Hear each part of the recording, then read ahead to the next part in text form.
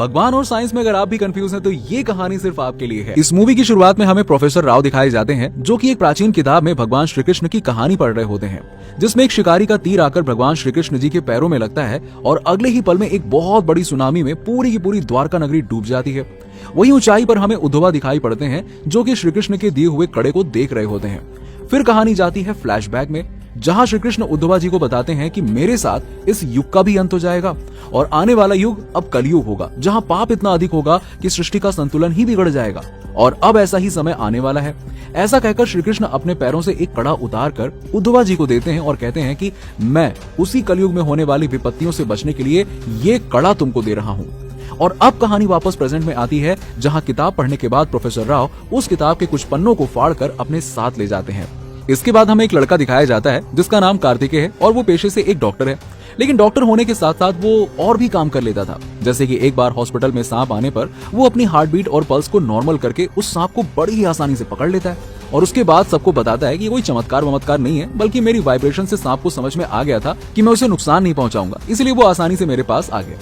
दरअसल कार्तिकेय का नेचर थोड़ा अलग था। वो किसी भी बात पर सीधा भरोसा नहीं करता था। वो हर चीज के बारे में पहले पढ़ता, उसके पीछे के साइंस को समझता और तब जाकर उस पर यकीन करता था।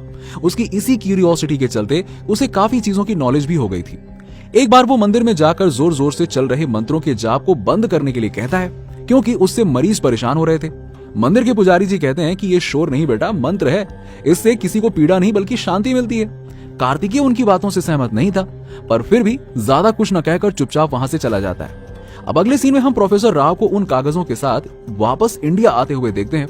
वहीं उनके पास वाली सीट पर एक लड़की बैठी होती है, जिसको वो बताते हैं कि वो एक आर्कियोलॉजिस्ट हैं और ग्रीस में काम कर रहे थे और उन दोनों में अच्छी दोस्ती हो जाती है। और इंडिया पहुंचने पर जब प्रोफेसर राव वहां से निकल जाते हैं, तब वो लड़की किसी शांतनु नाम के आदमी को कॉल करके बताती है कि वो निकल चुके हैं। यहाँ हमें पता चलता है कि वो लड़की प्रोफेसर राव पर नजर बनाए हुए थी और शांतनु की नजर उन कागजों पर थी जो प्रोफेसर राव के पास थे। लेकिन उन कागजों में ऐसा क्या राज छुपा हुआ है, वो आगे चलकर हम देखने वाले हैं। अब हम देखते हैं कि एक मेयर अपने बेटे की लंबी उम्र के लिए आईसीयू में हवन करवा रहा होता है। तभी वहाँ कार्तिकेय आ जाता है और वो ये सब बंद करने के लिए कहता है, क्योंकि उनके बेटे को ऑक्सीजन की कमी की वजह से वहाँ पर रखा गया था और उनकी इस हरकत से उसकी तबीयत और भी ज्यादा बिगड़ सकती थी।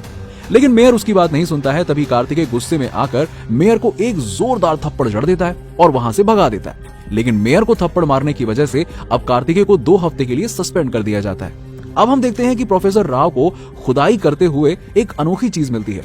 लेकिन जब ये खुदाई चल रही थी, तब एक बैल कार्तिकेय के घर में आकर तोड़फोड़ करने लगता है, जैसे कि वो कुछ बताना चाहता हो। अब अगली सुबह कार्तिकेय की माँ ये तोड़फोड़ देखकर काफी डर जाती है और पंडित जी को अपने घर बुलाती है। तब पंडित जी बताते हैं कि आपने एक मन्नत मांगी थी जो कि अभी तक अधूरी है और उसे पूरा करने के लिए आप पहले द्वारका जाएं। अब कार्तिकेय तो इन सब पर इतना विश्वास करता नहीं था, लेकिन अपनी माँ के जिद करने पर वो अपनी माँ और मजाकिया मामा के साथ द्वारका चला जाता है और वहां पर नदी में डुबकी लगाकर दर्शन भी करता है। अब हम देखते हैं कि शांतनु एक सीक्रेट सोसाइटी का मेंबर था, जहां लोग कृष्ण जी को मानते थे और उन पर बहुत विश्वास भी करते थे। शांतनु का मानना था कि हर विपत्ति का समाधान कहीं न कहीं लिखा होता है। उसे पता चला था कि आने वाले समय में एक बहुत ही खतरनाक वायरस आने वाला है, जिसकी दवा अगर वो बना ले तो बहुत फेमस हो जाएगा और हर जगह सिर्फ उसी का नाम होगा। और इसीलिए वो प्रोफेसर राव के पास जो जानकारी थी उसे पाना चाहता था, क्योंकि वायरस जैसी विपत्ति का समाधान भी उसे वहीं से मिल सकता था। अब एक रात को कार्तिकेय कहीं बैठा होता है कि तभी जख्मी हालत में अचानक प्रोफेसर राव वहां पे आ जाते हैं और उसका नाम पुकारते हैं।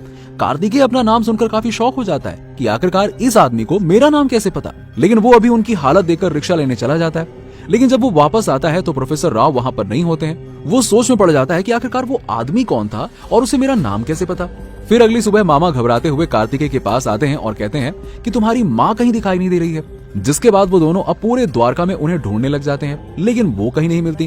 कार्तिकेय अपनी माँ को ढूंढ ही रहा होता है कि तभी पुलिस कार्तिकेय को जबरदस्ती पकड़ के अपने साथ ले जाती है। दरअसल वो पुलिस वाले शांतनु के अंडर काम करते थे और उन्हें ये जानना था कि जब प्रोफेसर राव उनके पास आए तो उन्होंने क्या कहा। लेकिन कार्तिकेय को इस बारे में कुछ भी नहीं पता था। तभी वहां पे एक लड़की आती है और कैसे भी करके उसे वहां से बचा कर ले जाती है। अब कार्तिकेय के मन में बहुत से सवाल थे, जैसे कि वो जख्मी हालत में आदमी कौन था, उसकी माँ कहाँ गायब हो गई और पुलिस उसके पीछे क्यों पड़ी है। इसी बीच वो लड़की कार्तिकेय को अपना नाम मुग्धा बताती है और कहती है कि जो जख्मी आदमी उसे रात में मिला था वो उसके दादाजी थे। वो आपस में बात कर ही रहे होते हैं कि तभी वहाँ पर एक आदमी कार्तिकेय को मारने के लिए आ जाता है और वो कार्तिकेय पर हमला करने ही वाला होता है कि अचानक वहाँ कुछ लोग श्री कृष्ण की मूर्ति के साथ भजन करते हुए दिखाई पड़ते हैं, जिसके चलते वो आदमी सर झुकाए खड़ा हो जाता है और कार्तिकेय से कुछ भी नहीं कहता है, जिसके चलते वो दोनों वहाँ से भाग जाते हैं। अब कार्तिकेय अपने मामा को सारी बातें बताता है कि उसके साथ क्या हुआ, कैसे हुआ। फिर मामा उसकी बातों को सुनकर उसे एक पंडित जी के पास ले जाते हैं जो बहुत ज्ञानी थे। कार्तिकेय जब उस आदमी के बारे में बताता है तो पंडित जी कहते हैं कि जो तुम्हारे पीछे पड़ा है वो एक अभीर है। कोई भी श्री कृष्ण के पास जाने की कोशिश करता है तो वो लोग बड़ी ही बेरहमी से उसे मार देते हैं। अभीर लोग श्री कृष्ण के बहुत बड़े भक्त थे, लेकिन द्वारका वासी उन्हें इस शहर से दूर रखते थे। अभीर लोगों को घर के अंदर आने और मंदिरों में प्रवेश करने की अनुमति नहीं थी, यहाँ तक कि वो किसी यज्ञ या हवन का हिस्सा भी नहीं बन सकते थे। पंडित जी बताते हैं कि श्री कृष्ण का अंत होते ही भगवान की मूर्ति इन लोगों ने चुरा ली और उस मूर्ति की श्रद्धा से पूजा करने लगे। तब द्वारका वासियों ने उन्हें मार मारकर उनसे उस मूर्ति को छीन लिया। तब अधीर जनजाति के लीडर ने यह फैसला किया कि अगर उन्हें भगवान को याद करना है या उन्हें छूना है तो उससे पहले अभीरा के लोगों को याद करना होगा और अब श्री कृष्ण सिर्फ हमारे हैं। श्री कृष्ण भगवान के केवल कृष्ण पक्ष के समय ही इस यज्ञ का विराम होगा और उस दिन को छोड़कर अगर कोई भी भक्त भगवान को छूने का प्रयास करेगा तो वो मारा जाएगा। द्वारका जल समाधि के बाद बचे हुए द्वारका वासी अब अभीरों से डरने लगे। समय बदल गया, लेकिन जो प्रथा अभीरों ने शुरू की थी वो अभी तक चली आ रही है और उन्हीं में से एक अभीर ने तुम्हारा पीछा किया था। मुग्धा कार्तिकेय से कहती है कि मेरे दादाजी तुम्हारे पास आए थे, इसका मतलब तुम्हारा श्री कृष्ण से कोई न कोई नाता जरूर है और इसी वजह से अभीर भी तुम्हारे दुश्मन है। प्रोफेसर राव को पता था कि कोई मुसीबत आने वाली है और उन्हें ये भी पता था कि सभी मुसीबतों का समाधान कार्तिकेय है, लेकिन अब कार्तिकेय को ये समझना है कि वो इन सबसे कैसे जुड़ा हुआ है। अब आगे हमें पता चलता है कि कार्तिकेय की माँ कहीं गायब नहीं हुई थी, दरअसल वो एक प्रवचन में जाकर बैठ गई थी। तभी कार्तिकेय उनको वापस से वहीं जाने के लिए कह देता है, क्योंकि इतना कुछ हो रहा था जिससे उसकी जान को खतरा था। अब कार्तिकेय अपने मामा और मुग्धा के साथ प्रोफेसर राव के ऑफिस जाते हैं। यहाँ पर उन्हें वही कागज मिलते हैं जो प्रोफेसर राव उस किताब से फाड़ कर लाए थे। श्री कृष्ण के द्वारा दिए गए कड़े को सिर्फ वही व्यक्ति उसे प्राप्त कर सकता था जो उसके लायक हो, और उद्धवा ने उस कड़े को एक सुरक्षित जगह छुपा दिया था। कलयुग के समय में कई राजाओं ने उस कड़े को पाने के लिए काफी प्रयास किया और कई सुराग भी बनाए, लेकिन कभी वहां पहुंच नहीं पाए। उन्हीं सुरागों में से एक सुराग के बारे में प्रोफेसर राव को पता चल गया था, जो कि मोर की आकृति में था, और उन्होंने उसे छुपा दिया और उस सुराग तक पहुंचने के लिए उन्होंने एक सुराग उस कमरे में ही छुपा रखा था। कार्तिकेय हर तरफ नजर घुमाता है तो उसे एक पेंटिंग दिखाई पड़ती है जो कि कृष्ण तालाब की होती है, और फिर वो सभी लोग उस तालाब में पहुंच जाते हैं और कार्तिकेय वहां से मोर के जैसे दिखने वाली उस आकृति को ढूंढ निकालता है। तभी वहां शांतनु के भेजे गए आदमी आ जाते हैं जो उस वस्तु को पाना चाहते थे, लेकिन कार्तिकेय उन सभी को वहां से मार मार के भगा देता है और कहता है कि जब तक मेरे पास ना आए तब तक वो समस्या है, लेकिन एक बार मुझ तक पहुंच जाए तो वो समाधान है। ये मेरे हाथ क्यों आया ये मैं नहीं जानता, इसके पीछे क्या कहानी है वो भी नहीं जानता, लेकिन इसमें शामिल हुए बिना इसमें मेरा किरदार है, इसीलिए इसका अंत भी मेरे हाथों ही लिखा है। इसी बीच शांतनु अपनी पावर दिखाते हुए हर जगह नाकाबंदी करवा देता है, जिससे वो लोग कहीं भी भाग ना पाए। वहीं कार्तिकेय को उस वस्तु पर कुछ लिखा हुआ दिखाई पड़ता है, जिससे उसे ये हिंट मिलती है कि उन्हें अब गोवर्धन गिरी जाना होगा। लेकिन यहाँ दिक्कत ये थी कि वो वांटेड लिस्ट में आ गए थे, तो इतनी आसानी से कहीं जा नहीं सकते थे। तभी कार्तिकेय को एक सुलेमान नाम का ट्रक ड्राइवर मिलता है, जिसकी मदद से वो सभी गोवर्धन गिरी पर्वत पहुंच जाते हैं और सुराग ढूंढने लगते हैं, लेकिन उन्हें वहां भी कुछ नहीं मिलता। और जब वो वापस आते हैं तो वो देखते हैं कि सुलेमान को किसी आदमी ने पकड़ रखा है, क्योंकि उसने वो वांटेड वाला पोस्टर देख लिया था। फिर वो आदमी उन सभी को एक झाड़ फूक करने वाले बाबा के पास ले जाकर बंद कर देता है। वहां पर कार्तिकेय देखता है कि वो बाबा एक लड़की के अंदर से भूत निकालने की कोशिश कर रहा है। तभी कार्तिकेय अपना दिमाग लगाता है और खिड़की की रॉड को तोड़कर वहां से भाग जाता है और बाबा को मारकर उस लड़की को बचा लेता है। फिर उस लड़की को अपने साथ ले जाकर अच्छे से तैयार करके बाहर लाता है, जिसको देखकर सभी लोग हैरान हो जाते हैं कि अभी तक एकदम चुड़ैल सी दिखने वाली ये लड़की इतनी अच्छी कैसे हो गई। तभी कार्तिकेय सभी को बताता है कि इसकी एक दोस्त कुएं में गिरकर मर गई थी और उसको इसने तड़प तड़प कर मरते हुए देखा था। तो जब भी उसे ये पल याद आता है वो रोने लगती है। आपने उसके दर्द को समझे बिना उसके रोने धोने को पागलपन समझा और उस डर को इस बाबा ने चुड़ैल बना दिया। अब गांव वालों की आंखें खोलने के बाद वो अपनी खोज में निकल जाता है, जहां उसे एक पत्थर में मोर की आकृति दिखाई पड़ती है। जो वस्तु उसके पास थी वो एक चाबी की तरह काम करती थी, जिसका यूज करते ही वहां पे एक रास्ता खुल जाता है, जिसके अंदर उन्हें एक टेलीस्कोप जैसा कुछ मिलता है, जो कि कड़े तक पहुंचने का एक दूसरा सुराग था। अब अगले दिन जब कार्तिकेय सोकर उठता है तो उसे पता चलता है कि मुग्धा टेलीस्कोप के साथ गायब है और जिससे उसे पता चलता है कि वो एक धोखेबाज है। तभी अचानक उन पर कोई हमला कर देता है और जब कार्तिकेय को होश आता है तो वो देखता है कि वो उल्टा लटका हुआ है और वही सुलेमान और मामा जमीन पर गड़े हुए हैं। ये सब शांतनु ने किया था और उन्हें ऐसे ही मरने के लिए छोड़ दिया था। तभी वहां मुग्धा आ जाती है और उन सभी को बचा लेती है। दरअसल वो भागी नहीं थी बल्कि वो एक आदमी के पास गई थी जिससे उसे पता चला था कि अगर उन्हें टेलीस्कोप के बारे में जानना है तो उन्हें धनवंतरी नाम के आदमी के पास जाना होगा। फिर वो सभी धनवंतरी के पास पहुंच जाते हैं जहां उन्हें पता चलता है कि वो देख ही नहीं सकता है लेकिन फिर भी बहुत ज्ञानी है। वो बताते हैं कि आज जो टेक्नोलॉजी है वो हजारों सालों पहले और भी ज्यादा एडवांस हुआ करती थी और प्रोफेसर राव भी ऐसा ही मानते थे, जिसके चलते एक सीक्रेट सोसाइटी बनाई गई थी। लेकिन उस सोसाइटी में सभी लोग अपने मतलब से काम करना चाहते थे, लेकिन सिर्फ प्रोफेसर राव ही थे जो देश के लिए काम करना चाहते थे। सीक्रेट सोसाइटी से छुपाकर और भगवान के उस कड़े के बारे में जानकर उसमें लिखे मेडिकल इंस्पिरेशन से आने वाली महामारी से सबको बचाना चाहते थे। एक दिन प्रोफेसर की नजर कार्तिकेय पर पड़ती है और उसका पीछा करने पर उन्हें समझ में आता है कि कार्तिकेय ही वो इंसान है जो उनके अधूरे काम को पूरा कर सकता है। धनवंतरी ये सब बता ही रहे होते हैं कि तभी कार्तिकेय उन्हें बीच में टोकते हुए बोलता है कि कड़े में मेडिकल इंस्पिरेशन कैसे लिखा जा सकता है? आप खुद एक वैज्ञानिक होकर आप ऐसी बातें कैसे कह सकते हैं? धनवंतरी कहते हैं कि जो हमें दिखाई नहीं दे रहा है इसका मतलब ये नहीं है कि वहाँ कुछ नहीं है।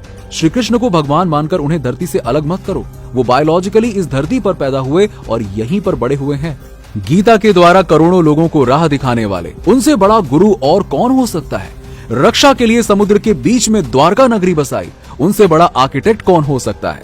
आंखों से मन की बात समझने वाला उनसे बड़ा साइकोलॉजिस्ट कौन हो सकता है? बांसुरी बजाकर गायों और गोपियों को बांधने वाला उनसे बड़ा संगीतकार कौन हो सकता है?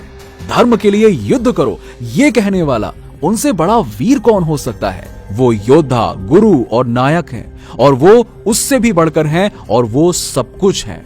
वो मेरे लिए भगवान से भी ऊपर हैं। मैं उनकी महानता की पूजा करता हूँ। उनकी ये सारी बातें सुनने के बाद कार्तिकेय कहता है कि आज मुझे पता चला कि भगवान को पूजने से बढ़कर उन्हें समझना जरूरी है। अब धनवंतरी उस टेलीस्कोप को छूकर बताते हैं कि इसे पहाड़ों में इस्तेमाल किया जा सकता है और अगर इसे इस्तेमाल करना है तो चंद्रशिला पर्वत पर जाना होगा। और वो चारों लोग अब वहां के लिए निकल जाते हैं कि तभी पुलिस उनके सामने आ जाती है, लेकिन कार्तिकेय उन्हें चकमा देकर वहां से भी निकल जाता है। वो आगे बढ़ ही रहे होते हैं कि तभी वहां शांतनु के गुंडे आ जाते हैं और वो टेलीस्कोप मांगने लगते हैं। इससे पहले कि वो कुछ करता वहां पर वो अभीर आ जाता है और गुंडों का सर धड़ से अलग कर देता है। फिर अभीर कार्तिकेय को मारने के लिए आगे बढ़ता है लेकिन फिर अचानक से रुक जाता है।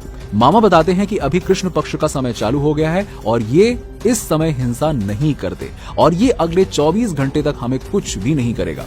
इस बात को सुनकर उन्हें थोड़ा सुकून मिलता है और वो सभी अब आगे बढ़ने लगते हैं, लेकिन अब वो अभीर भी उनके साथ चलने लगता है। अब सभी लोग एक जगह पर पहुंच जाते हैं जहां पर श्री कृष्ण की मूर्ति रखी हुई थी, लेकिन उनके हाथों में बांसुरी नहीं थी। तभी वहां अभीरों का पूरा गुट आ जाता है और वो उन चारों को पकड़ लेते हैं। तभी कार्तिकेय को समझ में आता है कि अगर उस टेलीस्कोप और मोर की आकृति वाली वस्तु को मिला दिया जाए तो वो बांसुरी बन जाएगी और वो ऐसा ही करता है, जिससे वो मूर्ति वहां से खिसक जाती है और एक रास्ता खुल जाता है। उस रास्ते में हजारों जहरीले सांप घूम रहे होते हैं और जो भी वहां जाता था मारा जाता था, लेकिन कार्तिकेय अपनी सांप वाली टेक्निक अपनाते हुए बचकर आगे निकल जाता है और वहां फाइनली उसे वो कड़ा मिल जाता है जो उद्धवा ने छुपाया था। वो आज तक किसी को नहीं मिला था, लेकिन कार्तिकेय को मिल गया क्योंकि सिर्फ वही उसके लायक था। अब सीन सीधा पहुंचता है न्यूज की तरफ, जहां हमें दिखाया जाता है कि हर जगह सिर्फ कार्तिकेय की ही चर्चा चल रही होती है कि उसने एक भगवान का कड़ा ढूंढ निकाला है। कड़े की काफी साइंटिफिक जांच करने के बाद ये पता चला है कि वो 5000 साल पुराना है और उस कड़े पर हो रही लिखावट आने वाली कई विपत्तियों की महामारियों का समाधान है। कार्तिकेय की इस खोज से वो काफी फेमस हो चुका था, जिसके चलते वो एक जगह स्पीच दे रहा होता है कि कैसे हमें ज्ञान को अपनी संपत्ति समझकर उसे बचाना होगा। वहीं शांतनु भी बैठा हुआ होता है तो वो कार्तिकेय को बीच में रोकते हुए बोलता है कि पुराणों पर सवाल करने वाले तुम, भगवान को न मानने वाले तुम, तो ये अचानक से इतना बदलाव कैसे आया? कार्तिकेय कहता है कि इस सफर से पहले जैसा मैं था वैसा अब मैं बिल्कुल नहीं हूँ। मुझे अभी बहुत कुछ और जानना है। मैं किसी के विरुद्ध नहीं हूं, मैं सिर्फ सच को खोजता हूं। जिस तरह भक्त भगवान पर विश्वास करते हैं, उसी तरह हम में से कई लोग आंख मूंद कर साइंस पर विश्वास करते हैं। शक्ति और ज्ञान के कारण श्री कृष्ण, शिवा और श्री राम भगवान बने और ये माइथोलॉजी नहीं बल्कि एक सच है। वो सिर्फ हमारे भगवान नहीं बल्कि हमारे पूर्वज थे और उनका ये छोटा सा कड़ा ही इस बात का सबूत है। इसके बाद हमें दिखाया जाता है कि अभीर शांतनु का गला काटकर उसे मार डालते हैं, क्योंकि अब कार्तिकेय उनका दुश्मन नहीं था बल्कि वो सभी उनके सामने झुक गए थे। अब आगे हमें दिखाया जाता है कि कार्तिकेय एक नए सफर की ओर निकल चुका है और इसी के साथ मूवी का द एंड हो जाता है। तो दोस्तों, इस कहानी से मैसेज दिया गया है कि जिन्हें हम भगवान मानते हैं वो दरअसल हमारे ही पूर्वज थे और ये पूरी मूवी आपके विश्वास पर टिकी हुई है। अगर आप भगवान को मानते हैं तो सब सही लगेगा, लेकिन अगर नहीं मानते हैं और अलग सोच रखते हैं तो हो सकता है कुछ बातें आपको सही ना लगे। वैसे क्या आप भगवान पर विश्वास करते हैं? नीचे हमें कमेंट सेक्शन में कमेंट करके जरूर बताइएगा। और अगर ये एक्सप्लेनेशन आपको अच्छा लगा हो तो वीडियो को अपना प्यार दें।